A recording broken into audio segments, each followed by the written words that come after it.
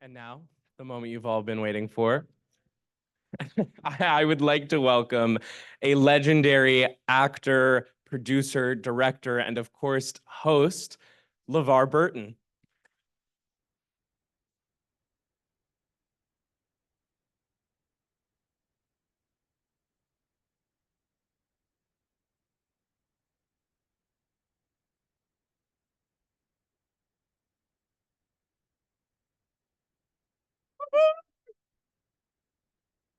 For me? For you. Nice. Thank you for being here. It's a pleasure. Oh. Hit the button. Hit the button. Is it on now? No. How about now? Yeah. Oh, yeah. There it is. There it is. Let's try that again. Thank you for coming. It's such a pleasure to be here, Jax. It's a pleasure to have you. I hope you enjoyed the films. I did. You know what? I genuinely did. I love short films. And these were really, really good. Yeah, absolutely. I would love to get right into it. Okay. In conducting some research on you and your life in doing this, I found it so interesting how often your favorite books and authors were brought up. Of course, the Reading Rainbow connection. You mentioned Kurt Vonnegut, Toni Morrison, James Baldwin, a slew of other amazing writers. Seeing as this is a film festival, are there any films and filmmakers that had an impact on you early in your life and maybe continue to have an impact on you? Jackson, no one has ever asked me this question before. Sure. Wow. It's always the author. Well done. Never the filmmaker. Well done. 1963, my parents took me to see at the drive-in Lilies of the Field, starring Sidney Poitier. Poitier won the Academy Award for it. Directed by a man named Ralph Nelson, who was a producer on The Twilight Zone. Ralph also made another little film that was not nearly as good, but that film, well, for one, it was Sidney. And from that moment until this one, I have desperately wanted to be like Sidney Poitier. The man is just, or was just, such an elegant, eloquent human being. Body, mind, and spirit. He was just, I don't know, I just loved him, loved the man, and admired him tremendously. I would say you're absolutely walking in his footsteps. He would be here today if he could, if he was still alive. Sidney would have dug the orange. Yeah, right? Festival. Yeah, absolutely. Absolutely. Well, before you got into screen acting, you went to USC for theater. I was. And I was wondering, did that theater experience and the continued stage experience, what is that like in translating to film? What is the relationship between the two? Are there differences and how do they influence one another? When I auditioned for Roots, I was a sophomore at USC. Roots was my first professional audition. And when I read for the director, David Green, the first time, he told me later he was ready to throw me out on my ear because I was studying theater. I didn't understand the difference. And he took the time to explain to me how intimate acting for the camera was, and that the less you did, the better it was. And so, and he said that in the adjustment that I made, in the way I turned the note around, he knew that he could work with me, and that they'd looked for months for the actor to play this role. There is a vast difference, but they are obviously rooted in the same thing. But they require very different skill sets in terms of just how you relate to the audience. Yeah, but you know that. Of course. Yeah. Okay, can I get how many are filmmakers? How many are writers, directors? Yeah. They're being shy. I would Yeah. say most people in here are multi-hyphenates, then you Yeah, guys, exactly. you all do everything. You kind of got to do, you have to do it all. to. You have to do it all these days, Mhm. right? Even your own social media. I mean, you have to do, Yeah, exactly. You have to be the Ringling brothers, Barnum Mhm. and Bailey, because that's just what's required these days. Absolutely. Yeah. Absolutely. But back in the day, you had it easy. Yeah. Just had to do one thing. Yeah. And it was act. Just not work. Yeah, exactly. Just sit by the phone. Mhm. But so you mentioned Roots, Yes. which was the seminal ABC miniseries that it captured the attention of the world. It did. And you, of course, played Kunta I Kinte, did. an iconic role instantly. You also mentioned that you were a sophomore in college. What was it like getting such widespread recognition from your first role? You're so young, that you received an Emmy nomination. What was that like, such instant widespread acclaim at such a young age? Honestly, it was absolutely cool and scary as shit. Yeah, Yeah. I'm sure. Yeah, it was. I'm sure. It was. And you soon followed up Roots with a movie called The Hunter. Oh, I did my research. yes, you did. Now, The Hunter, how did that come to be? Did you audition for that? I did not audition for The Hunter. My manager at the time, Dolores Robinson, was good friends with an actress, Ally McGraw, who was married to the actor Steve McQueen. And Steve had seen Roots, and he just sort of took a liking to me and wanted me to be in his picture. And how was it working with Steve McQueen? This was his last on-screen appearance. It was indeed. It was awesome. Yeah. He was a tremendously generous man, very generous to me. My favorite Steve McQueen story. We're shooting The Hunter in Chicago under the L train, and Steve, as he would, a crowd gathered because Steve McQueen, and so I'm signing autographs, and Steve is not, and I clocked that, and so later on that day, I said, Pappy, because that was my nickname for him, because Papillon is my favorite Steve McQueen film. I called him Pappy, he called me Birdie. Oh. And so I said, Pappy, what's the deal? You don't sign autographs. And he said, Birdie, after all these years, I'm convinced that what people are looking for is the experience and the story. And I would rather spend my time shaking a hand, saying a kind word, than being buried signing something. Oh, no, that's me. It's Siri, not understanding. Glad it wasn't me. Yeah, no. She doesn't understand. No. She just wants an autograph. From Steve McQueen, which is the point of the story, is he didn't sign Exactly. them. He said, Birdie, I would much rather shake a person's hand and look at them in the eye and say hello, because that piece of paper inevitably gets crumpled up in a kitchen drawer somewhere. Now, he could get away with not signing autographs because he was, Steve McQueen. I couldn't. Sure.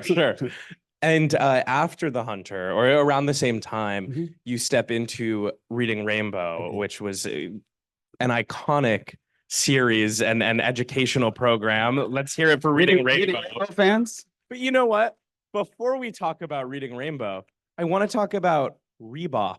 Wow. Yeah. If you guys don't know, LeVar was a host before he was on Reading Rainbow. He was the host of the last season of Rebop, second season and last season. Jackson Spiner. Yeah. The depths of your Wikipedia article. Tell me, did you seek out these hosting opportunities, or did they come to you? They came to me, oddly enough. And did the Reading Rainbow people, had they seen Rebop? They were big Rebop fans and had roped you in? I think that Rebop had something to do with it. Yeah, absolutely. I think they'd seen Roots too. Sure, if you had. Yeah, I think they probably saw Roots as well. Sure, and being a part of Reading Rainbow was so influential on your career and your public advocacy for children learning to read and the importance of literacy. I was wondering if you could touch on that. You've also stepped into the producer role this year on The Right to Read, a wonderful documentary about adult and child literacy.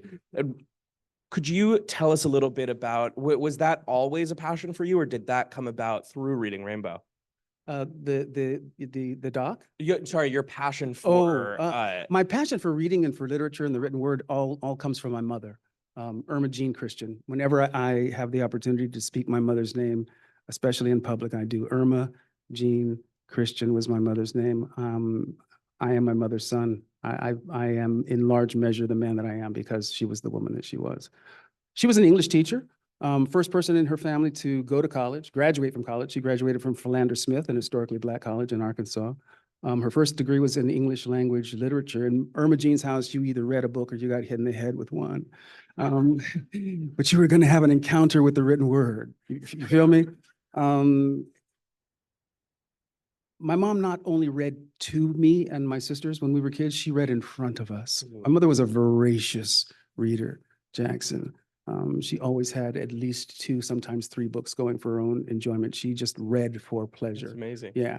And so I grew up in that house where, where the written word was really revered. We took 2 daily newspapers when I was a kid. Y'all remember newspapers, don't you? Well, some of you are old enough to. Yeah. Yeah. Let's hear it for newspaper. Yeah. It's like, so it was interesting because Roots was based on a book, right? And what happened for me was the Roots experience was one where I already was acutely aware of the power of the written word, but I wasn't so dialed in, so clued into the power of moving pictures and sound, right? I mean, I had been impacted by television and movies, but with Roots, in 8 consecutive nights of television, I observed this nation being changed, transformed, certainly around our common idea of what we mean when we talk about chattel slavery in America. Before Roots, we talked about slavery as an economic engine, right? But after Roots, it was impossible to separate the human factor from the institution.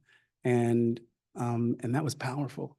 And it happened, in 8 nights of storytelling on TV. And so when the idea was presented to me to use that very, sticky engagement factor of the medium, of the technology of television to steer kids back in the direction of literature and the written word, taking a kid who could read and then turning him into a reader for life, right? That was a powerful idea. That's amazing for me. And I was like, let's do that. So Reading Rainbow came to you. They did not know how ferociously into reading you were. That they just kind of lucked out that way. That was a bonus, I think. That's amazing. And how excited your mother must have been. Everything that I have ever done in the field of literacy, especially childhood literacy, is in honor of Irma Jean. That's amazing. Yeah. That's amazing. Next in your career, important in a different way, was Star Trek: The Next Generation. Hugely important. Hugely important. Hugely important. I was a huge Star Trek fan. We watched Star Trek. We watched Star Trek in Irma Jean's house. She was a big Star Trek fan. My mother was a huge Star Trek fan. It's the one thing that she'd put down the newspaper for. Yeah, absolutely. One of the things my mother was most proud of, she and some other members of my family, my sisters, my granddaughter, my son, all came to a convention in San Francisco some years ago. And there's a family picture in which your father appears. He's like the one white person in this family photo. He was the white sheep of the family. My mother loved that photo, loved it. I've seen that photo. You have seen that photo? Yeah. With that love that you brought to the series, was there a pressure not just from the outside world, but from yourself to get it right, or did you feel instantly it was right as soon as you walked onto set? There was no pressure at all. It was a joy. It was an opportunity. That's so amazing. I'm a big speculative fiction, science fiction fan. When I'm reading for pleasure, that's the genre that I gravitate towards more than any other. And that started when I was 10, 11. So Gene Roddenberry's vision of the future was one that included me, and that was huge. Representation matters. It absolutely does. seeing Nichelle Nichols on the bridge of the Enterprise meant that when the future came, there'd be a place for people who looked like me. That was freaking huge. That's amazing. Yeah. And so you're right. It is just as important in that way. Yeah. And beyond the importance, you also got to work with some very cool people. I did. You not only did you create such a familial relationship with the rest of the cast to this day, but there were also some cool guest stars on the show. Stephen Hawking, Mick Fleetwood, James Cromwell, a young Kirsten Dunst, A young Ashley Judd. a young Ashley Judd. I was wondering, did you have any guest stars on that show that made you A, starstruck, or B, just kind of did you with the Ashley Judds and the Kirsten Dunst, did you ever go, you're gonna make it? I think you know what? No, but Gene Simmons. I mean, Oh, sure. Gene Simmons. She'd already made it. Of course. Yeah. But you were sort of starstruck. Oh my with- God. Yeah, I'm Gene sure. Simmons. Come on. Really? Yeah. Amazing. Yeah. Yeah, Yeah. I'm sure. Yeah. And what about working with some of the original Star Trek members? Was Worked with that Jimmy surreal? Doohan. That was Yeah. awesome. Working with Jimmy was fantastic. I mean, he's Scotty. He's Totally. yeah. Absolutely. I was an engineer. Very true. So So you had that in common. I did. Yeah. We did. It was awesome because I'm again huge fan of the original series. Absolutely. Yeah, they were all heroes of mine. And you've also done work off the screen, just your voice. In 2000, I believe you did the audiobook for the Martin Luther King Jr. autobiography. I did. What was that like, providing your voice to such a monumental figure? Was there a Intimidating. That's responsibility? intimidating. Yeah, Yeah, that's intimidating. I'm sure. Yeah. Doing King was intimidating. I also read the Miles Davis Yeah. biography. Less intimidating. I mean, I'm a huge Miles Of fan, course, but he's- but MLK. MLK, right? MLK, Miles, MLK, Miles. But they're great for different reasons. The thing that I was really struck by in reading the MLK was just what an amazing writer he was. That man could fucking write. Yeah. He really could. He really, really could. He had prose for days. He really painted a picture in very powerful prose. So that was Yeah. it was once I got over the, I'll never measure up. Once I understood, Yeah, you yeah. won't. So just do your Sure, best. just deliver the words. Exactly right. And you did win a Grammy for that, I did, I yeah. believe. So, you delivered it well. So, some people thought Some would so. say, yeah. Now, did you then went on to play MLK again in Michael Mann's Ali? I did. Did that come from the book? Or like, was he aware of that? Or- I don't know, but the first time I played Martin Luther King was in a play at St. Anne's Elementary in Sacramento, California, in the 6th grade. Wow. So it was very So full Ali was circle. actually the third time. Okay, it was the third Yeah, time. yeah. So you were a seasoned pro. I at that kind of point, yeah. had a little routine by You've that gone time. method Yeah, with I had. MLK. Yeah, absolutely. What was it like working on Ali with Michael Mann? Michael Mann is a wonderful filmmaker and master storyteller, and so detail oriented that I thought, wow, give this man some Adderall. Yeah, absolutely. Please, Please. please, Well, please. that's He spent like 15 minutes changing ties on background. well, it sounds like he has too much Adderall in his maybe system. that's I was it. gonna Maybe, say, yeah. maybe you're right. Maybe you're right. That's the opposite. Yeah, That's the exactly. opposite. I don't know if I want to see him on Adderall. Or maybe I do. You also are a director, of course. You directed 29 episodes of Star Trek across 4 shows, 14 episodes of NCIS across 2 shows, and a smattering of other iconic television series throughout the years since the early 90s.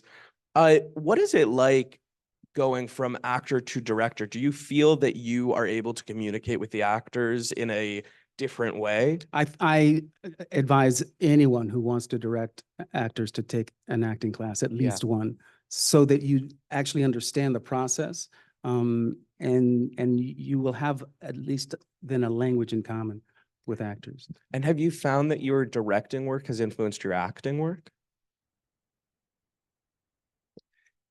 Definitely. I mean, when I first started directing, it cured me from spending any time making anyone wait for me on set. Oh yeah, Yeah, I'm sure. yeah, yeah. Once you're responsible for making the day, you just want the actors to come out of their freaking trailers. Fair. You did not make Michael Mann wait. I did not. I had Good, learned. good. I had learned You'd my learned. lesson. Absolutely. I want to bring it back to the right to read Mhm. because it's such an important documentary from director Jenny McKenzie.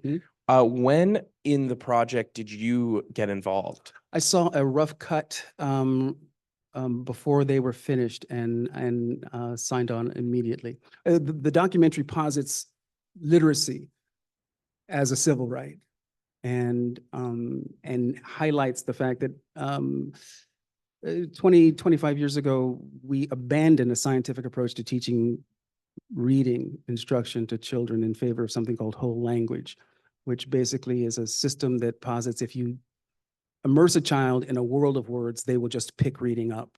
But that's not how reading works. You really need the tools, the skills to crack the code, to break down the words so that you can read any word and not just guess based on context, which is a lot of what whole language inspires. So we have a serious crisis in this country. We need to do better. We Absolutely. spend and have spent far too much money on, in my view, war and the machineries of war, and we have sacrificed the educations of more than a few generations of American children. Absolutely.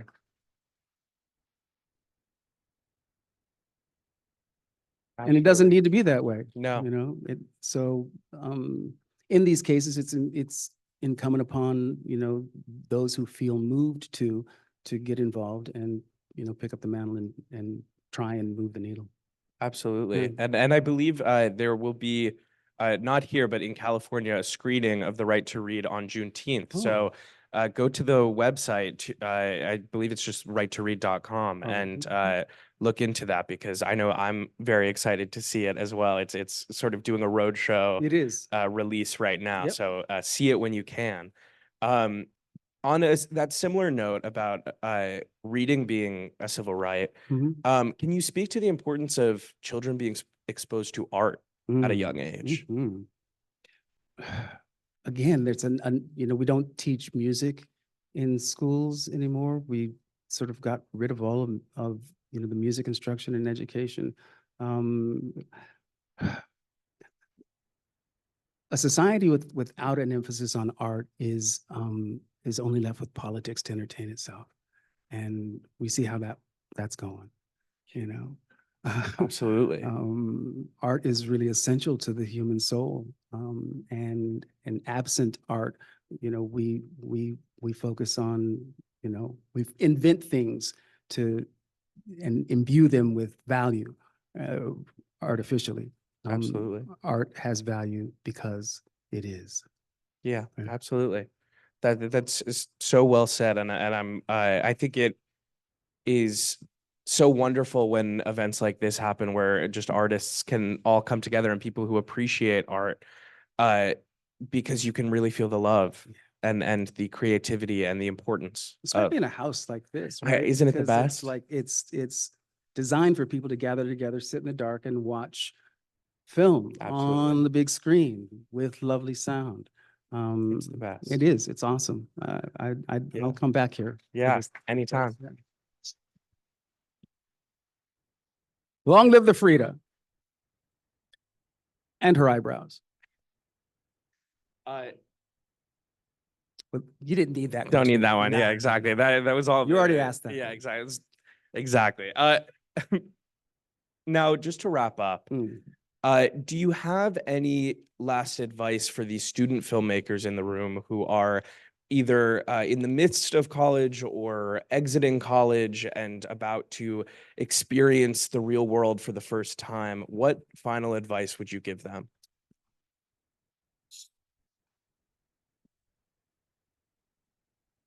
Be nice to your parents. Yeah. Because you might end up living with them for another little while. My 29 is, my 29-year-old is living at home. And that's, it's actually not so bad. Yeah. Yeah. Yeah. But I wish she would leave. When she's ready. When she's ready, Of when course. she's ready, of Right, course. right, Yeah. yeah. Yeah. Well, thank you, LeVar. This was so amazing. I know everybody was so excited to have Thank you. Thank you. Thank you. Thank you, Orange Fest. I appreciate you. Jackson, unsurprisingly, you're really, really good at this. Please. No, This is, I thank you. honestly, Thank all right? Thank you. The real special guest of the evening. You've got a good thing going here, y'all. Keep it going and Thank you. and keep telling stories. Tell stories that you believe in. Tell stories that you feel are important. Tell the stories that your heart wants to share with the world. All right? All right? Let's hear it one more time. LeVar Burton.